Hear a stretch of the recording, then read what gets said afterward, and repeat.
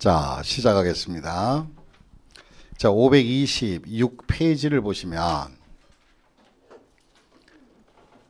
가운데쯤에 네 번째 1세대 1주택과 딸린 토지 양도에 대한 양도소득세 비과세 규정입니다. 그럼 거기에서 이제 밑에 내려가시면 양괄호 1번에 세대로 요건을 갖춰야 세대 요건을 갖춰야 비과세 받을 수 있다 이 뜻이걸라. 그럼 세대란 1세대란 뭘 말할까? 원칙 거주자 및 그 배우자가 그들과 동일한 주소나 거소에서 생계를 같이 하는 가족을 한 세대라 그래요. 여기서 가족은 부모와 함께 살면 부모도 한 가족이고 한 세대가 되는 거예요. 따로 떨어지면 따로따로 세대가 되는 것이고, 그럼 세대 분리하는 게 돼요. 주소를 같이 두면 안 돼요, 부모와. 그러면 부모랑 합쳐서 한 세가 되는 거예요, 한 세대가. 그 다음에 형제 자매도 다 한 가족이에요. 그래서 혹시나 잘못해서 시골에 있는 처남을 자기 서울 주소에다 옮겨놨으면, 시골에 처남집이 있다면 바로 자기 집과 합계해서 몇 세대 몇 주택? 1세대 2주택이 돼버리는 거예요. 처남 정리 잘하세요, 나중에. 그렇게 해서 한 세대를 말한다. 그러면 배우자가 있는 하나의 가족의 집단이 한 세대다. 집단으로 판단하는 거예요, 집단. 또 그 다음에 법률상 이혼하였으나 거기다 밑줄 것이고, 법률 과정에서 법률상은 이혼을 했지. 그럼 사실상 이혼은 하지 않고 법률상만 이혼을 해놓고 나서 따로따로 독립했다 우기면 돼? 안 돼? 안 돼요. 생계를 같이 한 가족이 함께 살고 있다면 이혼한 경우도 같은 배우자로 간주한다. 그러면 사실상 이혼을 해도 사실상 가족이라면 배우자도 한 가족이다 이것이지, 따로 세대를 안 보겠다 이거예요. 이런 경우가 참 많았습니다. 결혼을 해서 이제 열심히 살다 보니 부인도 집 한 채, 남편도 집 한 채, 1세대 2주택이 되니까 이거 하나를 팔면 비과세가 안 된다고 이게. 그래서 비과세 받고자 고가 비싼 집 갖고 있는 사람들이 이혼을 해. 따로 세대로 독립해서 각자 비과세 받기 위해서. 근데 공부상은 이혼을 했는데 사실상은 같이 살아 안 살아? 살아버리면 이거는 같은 한 가족이다 이 뜻입니다. 2주택으로 도로된다 이 소리예요.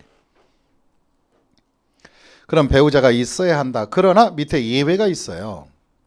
배우자가 없어도 세대 독립하여 따로 살고 있다면 이런 경우도 한 세대로 인정해 주겠다. 그것이 거주자 연령이 30세 이상이면서 독신으로 살고 있다. 따로 나갔다. 그러면 자녀가 결혼하지 않더라도 30세 이상이고 따로 분가해서 따로 살면 그것은 그 자녀는 따로 세대가 된다 이 뜻이에요. 그 다음에 배우자가 사망하거나 이혼해도 각자 독자 세대 인정해 주겠다. 그 다음에 네 번째는 비록 30세가 안 됐을지라도 최저 생계비 이상 국민기초생활보장법 규정에 의하여 대한민국의 중간소득의 40% 정도 소득이 있는 자가 주택을 갖고 경제활동을 하고 있다면 성년이라면 너도 독립된 1세대로 인정하겠다. 부모와 분가됐다면. 그러나 미성년자는 소득이 있어도 바로 따로 세대 독립하여 살고 있다 하더라도 독자 세대를 인정할 수는 없다. 그러나 미성년자도 예외적으로 혼인으로 따로 분가했다. 그럼 인정해줘요. 성년을 인정해줘요. 혼인하면. 그럼 예를 들어서 자기 집에 현재 아들 집도 하나, 내 집도 하나 있다면 결혼시켜서 분가시켜버리세요. 애도. 그러면 분가해버리면 따로 독자 1세대가 되는 거예요. 그리고 혼인을 하거나 그 다음에 1세대 구성이 가족의 사망으로 1세대 구성이 불가피할 때는 이런 경우는 미성년자도 한 세대로 인정하여 1주택 비과세를 받을 수 있다는 겁니다. 그럼 이것은 뭘까? 실제 사례를 말씀드리면 과거에 제가 이제 강남 쪽에 강의를 할 때 어떤 고등학교 3학년 애가 교복 입고 교실에 앉아 있더라고요.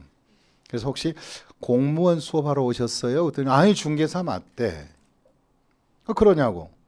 그러다가 이제 비과세 규정을 설명하는데 저한테 질문을 하는 거예요. 저도 1세대가 될 수 있어요. 되지. 아니요, 될 수가 없지. 미성년자가 뭔 세대냐. 근데 그게 아니고 자초지종을 얘기하더라고요. 교통사고로 아버지, 어머니, 여동생 한날 1시에 다 돌아가셨대. 그 소리 듣고 내가 마음이 아파 안 아파 또? 아프지. 그래서 저녁값 대신에 제가 햄버거 사다가 걔 줬어요. 먹여가면서. 굶고 다닌 것 같아서. 진짜 안 됐더라고요. 근데 왜 공부 시작했냐 했더니 아버지께서 돌아가시기 전에 그게 유언이 될 줄을 몰랐다는 거예요. 너 공인중개사 꼭 공부해서 합격하라고. 그게 세상에 가장 편히 사는 길이라고. 유지를 들었다는 거예요. 그래서 그 후에 이제 한 달 후, 2달 후에 이제 그 결심을 하더라고. 근데 그때 당시 이제 비과세 규정을 본격적으로 설명하는데 그 2달 후에 물어본 거예요. 자기가 세대 될 수 있냐고. 그랬더니 사망을 했으니까 너는 독자 세대 호주 승계가 됐으니 너 혼자 독신 세대로 인정할 수 있다. 그러면 저도 이제 집 있는 거 비과세 받을 수 있나요? 그러더라고. 그래서 집 있니? 그랬더니 상속받은 게 있대. 그래서 얼마나 나가냐 했더니 20년 전에 강남 쪽에 8억 나갔으니까 금액이 세 안 세? 20년 전 8억이었어요 그때 집이. 근데 또 물어봤지. 그럼 또 뭐 다른 거 또 있니? 했더니 아빠가 남겨준요 그 9층짜리 빌딩 하나 있고요.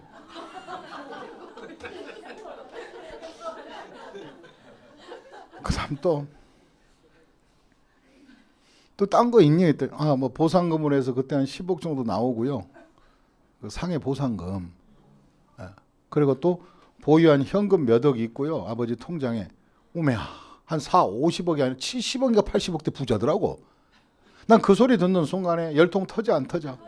2달 동안 제공한 햄버거가 얼마야 그게 내. 근데 애가 참 건실해요. 왜 그 돈 쓰고 그냥 놀지 그러니? 그랬더니 한다는 말이 아버지 돈을 갖다가 상속을 받지만은 이 돈을 쓰는 것은 나도 후손들에게 물려줘야지. 내 스스로 살아보겠다고 공부 시작한 건데 아버지 사업장 인수받아서 그것으로 감사히 생각한다. 어휴 너무 건전해 안 건전해? 됐더라니까 애가. 근데 그때 갑자기 그 소리 들으니까 햄버거 아깝지는 않더라고. 그래서 그때부터 제가 저녁 굶기 시작해서 몸이 말라서 부항이 들어서 현재 이 모양이에요 지금. 네, 걔도 이제 미성년자지만 세대 독립의 호주 승계를 받았으니 1세대 1주택으로서 비과세 받을 자격이 됩니다. 이해하셨습니까? 그럼 여러분 자녀가 세대 독립하려면 여러분이 어떻게 하면 되겠죠? 죽어야 돼요. 그것도 빠르네.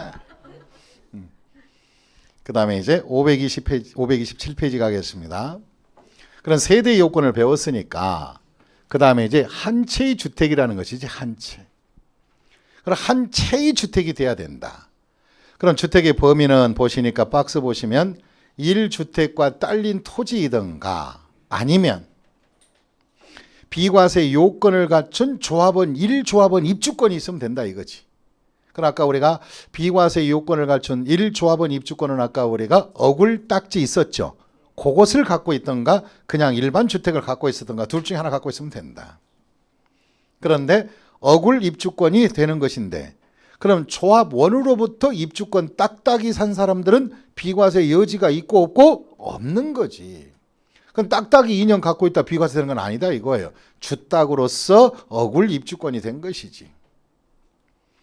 그다음에 주거 용도의 쓰임새를 판단할 때는 사실상 사용되는 건축물과 딸린 토지를 말하는 거예요. 이때 딸린 토지는 어디까지 비과세 받을 수 있느냐? 딸린 토지는 그 주택의 정착 면적의 몇 배, 10배, 도시지역 안은 뭐예요? 5배만 해주겠다. 그런 칠판 한번 보시면요.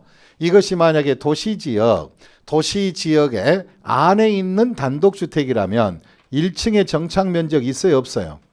안채나 바깥에 정착 면적 있죠? 요 바닥 면적의 몇 배까지를 비과세 해주겠다? 5배. 5배가 넘은 부분은 요것은 과세를 받아야 됩니다. 그래서 바닥 면적 기준으로 5배, 10배까지 해주겠다. 그리고 그 옆에 보시면 주택의 숫자 계산할 때 주의사항은 뭐냐? 영업용으로 쓰는 합숙소나 영업용으로 쓰는 바로 숙박시설이나 바로 콘도시설, 또 주택을 지어서 분양하는 분양업자가 판매 목적으로 분양 대기하고 있는 이 주택 이런 것들은 1세대 1주택을 판정할 때 주거용이 아니라는 것을 주택이 아니라는 것을 알고 계셔야 합니다. 그 다음에 밑에 겸용주택이 있었다. 그럼 주택은 주택인데 겸용주택을 팔았대요. 무슨 주택을요? 겸용주택은 이런 모양새죠, 주로. 자, 이 두 개 층으로 한다면 아래층은 상가, 2층은 주택 이렇게 할 수 있죠. 이런 주택을 팔았을 때는 양도소득세에서 한 채의 주택을 어디까지 주택으로 볼 것인가 판정을 해주는 거예요. 그러면 세금 과세 목적이 아니라 비과세 목적으로 양도소득세에서 상가 딸린 주택이 있을 때는 주택의 면적이 크면 전부 주택으로 인정해버려요. 다시 전부 뭐로 보고? 주택 인정해서 비과세 다 털어줄게. 그러나 주택의 면적이 같거나 상가 면적이 커버리면 이런 경우는 주택 부분만, 다시 한번 무슨 부분만? 주택 부분만 비과세 받을 수 있는 주택으로서 효력이 됩니다. 그래서 같거나 적으면 각각 따로따로 보시고 그 대신에 주택의 면적이 뭐하다면 크다면 전부 주택으로 쳐줄게. 그리고 이제 그 밑에 다가구 주택이 나오네요. 다가구에다가 밑줄을 그어주시고요. 그럼 한 채의 주택을 갖고 있을 때 다가구 주택의 모양새는 뭘까? 이 다가구 주택 3층 하나, 2층, 1층 두 가구에서 5가구로 살아가고 있다. 그래서 사용을 할 때는 몇 개로 구분해서 쓰고 있다? 5개. 그래서 우리가 사용을 따져서 부과하는 재산세 할 때는 무슨 세 할 때? 재산세 매길 때는요. 주택을 하나, 둘, 셋, 넷, 5채로 보고 따로따로 한 채씩 재산세 계산합니다. 그러나 양도소득세는 사용상의 개념으로 세금이에요? 처분 과정의 세금이에요? 처분이니까. 그럼 이 다가구 주택은 소유권이 하나로 되어 있기 때문에 전체를 툭 묶어서 싸잡아서 한 개의 단위로 팔아요? 아니면 찢어 팔아요? 한 개 단위로 거래하잖아요. 그럼 다가구 주택도 하나의 단위로 양도한다면 전부를 단독에 한 채로 봐주겠다 이 뜻입니다. 거기다가 밑줄을 쫙 그어주세요. 가구별로 분양하지 않고 해당 주택을 하나의 단위로 팔아준다면 다가구 주택은 전부를 몇 채로 인정해 주겠다? 한 채로 봐주겠다. 그 다음 밑에 가보겠습니다. 그럼 이 한 채의 주택이 고가면 어떡할래? 또 이 문제가 발생합니다. 이 고가주택이라 하는 것은 1세대 1주택인데 실제 양도가액이 얼마를 초과하는가? 9억 초과되는가? 그럼 9억이 넘어간 것들은 우리가 고가주택이라고 전 시간에 배웠다는 거예요. 이게.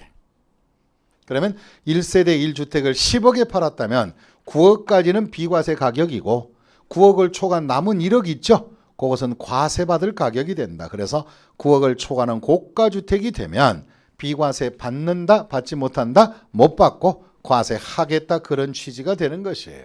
그러면 9억을 초과한 부분에 대한 양도 차익은 계산을 해서 9억 초과한 부분 비율에 속한 양도 차익은 양도소득세를 과세한다. 그래서 실제 문제도 우리가 풀어본 적이 있습니다. 그 다음에 이제 세 번째 기준이 뭘까?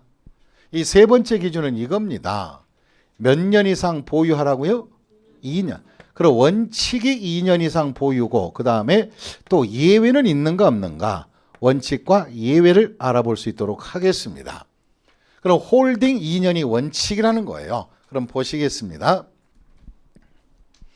주택의 보유기간 계산 중에 동그라미 1번 원칙. 원칙은 대한민국에 어디에 있는 집이든 1세대 1주택이라면 2년 이상 보유한 사실이 확인된 주택이어야 한다. 그럼 보유기간 홀딩 몇 년? 2년. 홀딩으로 2년이면 됩니다. 보유 2년이면 끝나는 거예요. 그러나 거기에 단서를 봐야 돼요. 여기서 단서의 기준은 뭐냐? 법령이 정한 조정지역 안의 주택으로서. 아까 조정지역 서울 부산의 일부 다 있었죠. 조정지역. 바로 조정지역 안의 주택으로서 2017년 8월 3일 이후의 취득, 그럼 8월 3일 이후에 잔금 치르고 취득한 주택은